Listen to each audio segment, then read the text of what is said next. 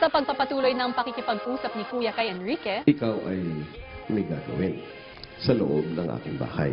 Sa kasalukuyan ay may ine-ensayong sayaw ang mga housemates ko.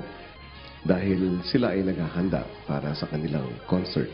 At ito ay may koneksyon sa kanilang weekly task. Alam ko, ikaw ay napakagaling sa pagsasayaw. Kaya nga, King of the Hill. Diba? Kuya.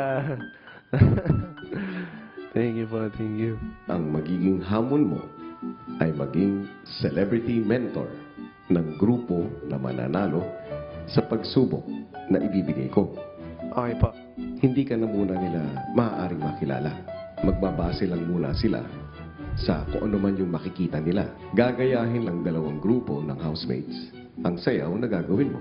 At sa huli, ikaw ang magdedesisyon kung sino mananalo na team. Back it up and you drop it down low. When you pick it up, girl, I'm ready to blow. I'ma stack it up and I'm spinning it all. When I throw it up, start twerking like Miley. Oh my God. oh my God, sino yan? Twerking like Miley. Galing ba? Galing ba? Alam mo yan, alam mo yan. Magaling. Twerking like Miley. Oh my God. Oh my God.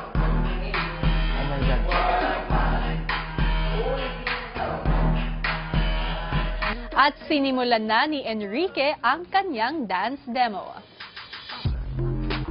Sa ABS, nung nagsimula ako, di naman kumakanta. So, nag-workshop. Yung natuto ko, it's more about expressing yourself.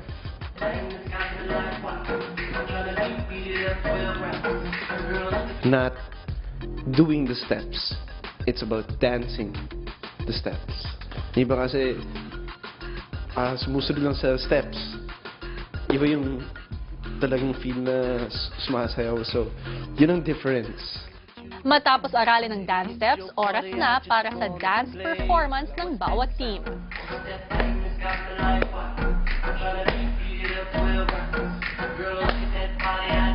Ayan na. Back it up. Down low. Pick it up, girl, I'm ready to blow. Stack it up and I'm spinning it all. When I throw it up, start twerking like Miley. Bro.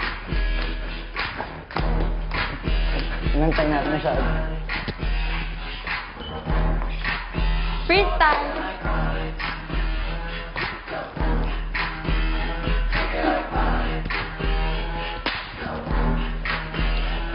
Girl, look at that body, I just gotta say. When you back it up and you drop it down low. When you pick it up, girl, I'm ready to blow. I'ma stack it up and I'm spinning it all. When I throw it up, so I'm twerking like Miley.